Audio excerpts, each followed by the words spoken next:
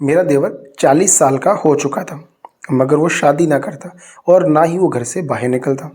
बस घर पर अकेला होता था। मैं सारा दिन शर्म के मारे इधर उधर होती। एक रोज़ सोचा जांच पड़ताल तो करना पड़ेगी।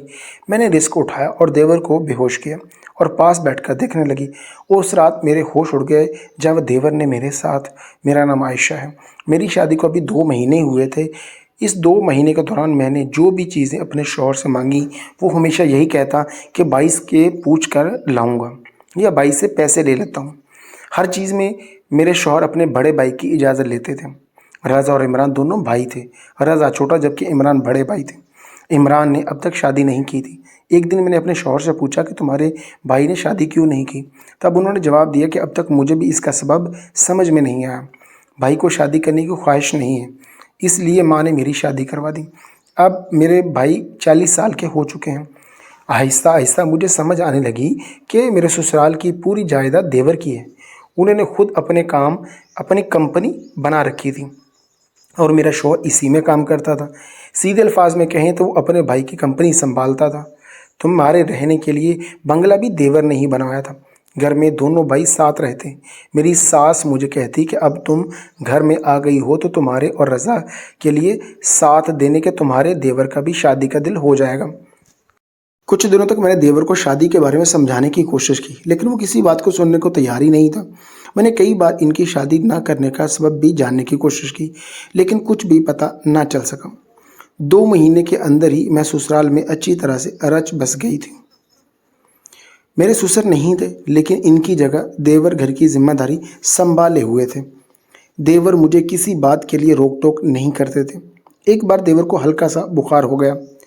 4-5 दिन तक घर पर इलाज करवाते रहे, मगर वो दफ्तर ना गए।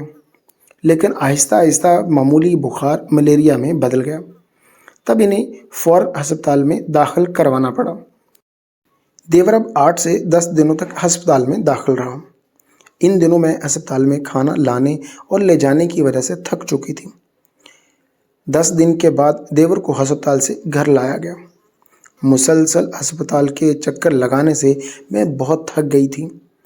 घर में नौकरानी काम करने के लिए थी घर में नौकरानी काम के लिए थी, लेकिन घर वालों को मेरे हाथ का खाना ज़्यादा पसंद था और नौकरानी के लिए हाथ की चाय भी कोई नहीं पीता था। सास भी मुझसे हर काम करने को कहती थी। एक दिन मैंने सास से कहा, माँ मैं बहुत थक जाती हूँ। रज़ा के लिए अलग खाना बनाना पड़ता है, फिर देवर के लिए बगैर मिर्च मसाले का खाना बनाना पड़ता है। आपको भी अलग खाना चाहिए। अब देवर को कुछ दिन घर आराम करेंगे तो इनकी देखभाल आप कर लीजिए। तब सास बोली, बहू अभी तुम जवान हो, इतनी जल्दी कैसे थक गई। पहले हमारी जॉइंट फैमिली थी। तुम्हारी उम्र में मैंने कितना काम किया है, इसका तुम्हें अंदाज़ा भी नहीं है। अब बच्चे बड़े हो गए हैं, इसलिए ख़ानदान अलग हो गया।